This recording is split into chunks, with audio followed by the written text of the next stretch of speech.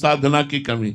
बड़े बड़े महापुरुषों का संग प्राप्त हुआ, लेकिन हमने उनकी आज्ञा के अनुसार भजन नहीं किया, इसलिए। और हम कह रहे किसी का संग न प्राप्त हो और बैठ जाओ जाके एकांत में और खूब नाम जप करो, खूब नाम जप करो, खूब साधना करो। अगर बड़े बड़े महापुरुष जो अव्यक्त हो चुके हैं वो ना आ जाए तो हमें कहना, सनकादि के दर्शन, नारद आदि के दर्शन, वशिष्ठ आदि के दर्शन, जितना आप तप करोगे, भजन करोगे, उच्च कोटि के महात्माओं का दर्शन हो जाएगा। और उच्च कोटि के महात्माओं का संग करने वाला यदि भजन नहीं करेगा तो वो लाभ नहीं प्राप्त करवाएगा, और हो सकता है पतन हो जाए।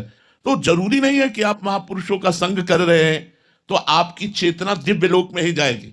देखो लिखा है मात संगस्त दुर्लभो, लेकिन एक शब्द बीच में लिख दिया, अगम्यो।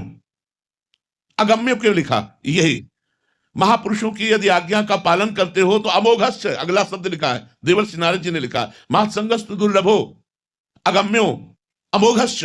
यदि उनकी आज्ञा का पालन कर गए, यदि उन पर निर्दोष दृष्टि रख पाए तो फिर अमोघश्च।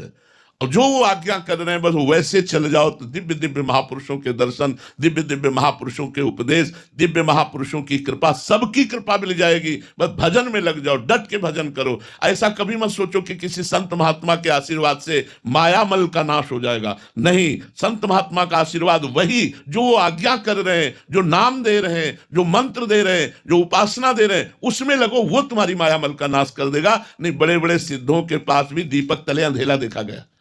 यद्यपि महापुरुष समान प्रकाश करते हैं, लेकिन उनके नजदीक रहने वाले बहुत कम लाभ प्राप्त कर पाए, उन पर दोष दृष्टि ही कर पाए, उनके ज्यादा लाभ कहीं कहीं ऐसा हुआ, नहीं तो प्रायः लोग धोखे में रह जाते हैं। मनुष्य बुद्धि रह जाती है महापुरुषों पर, उन पर दोष दृष्टि हो जाती है, जिससे उनका पार होना बड़ा कठिन हो जाता है। तो ये हम जरूर कहते हैं कि महापुरुषों का संग तभी माना जाएगा जब उनकी आज्ञा का अक्षरशः पालन किया जाए। यदि महापुरुषों के संग से हमारे भजन में उन्नति नहीं हो रही तो इसमें हमारी कमी है, किसी महापुरुष की कृपा में नहीं।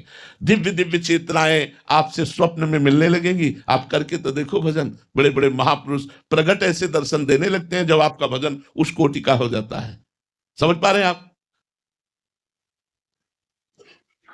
महाराज जी आपको कह रहे हैं कि आपको तो कुछ समझ नहीं आ रहा कि कोई दोष दृष्टि कहीं हुई है, बट कृपा रखिए महाराज जी। कहने का मतलब वो चेतना शक्ति, वो इच्छा शक्ति या निर्णय शक्ति आ जाए हृदय में। हाँ बिल्कुल बिल्कुल, आप चलिए खूब नाम जप कीजिए। संतों की कृपा का यही मतलब कि हृदय हमारा संत होकर भगवान के चरणों में समर्पित हो जाए, और वो कृपा आप पर है। आप चलते रहिए, आंतरिक जो कहीं विक्षेप है उनको दूर कर दीजिए नाम जप के द्वारा, और आगे बढ़िए। संजय दत्त शर्मा जी, श्री हरिवंश महाराज जी। महाराज जी, इस पापी ने अज्ञानतावश पहले पूज्य संत जनों का बहुत परिहास किया है, बहुत ही अपमानजनक शब्दों का भी प्रयोग किया। अब आपकी कृपा दृष्टि से थोड़ा बहुत ज्ञान का प्रकाश हुआ है तो समझ आया कि जाने अनजाने में मैंने कितना अक्षम्य अपराध कर दिया। महाराज जी, अब मैं इस पाप का प्रायश्चित कैसे करूं? हो गया, हो गया।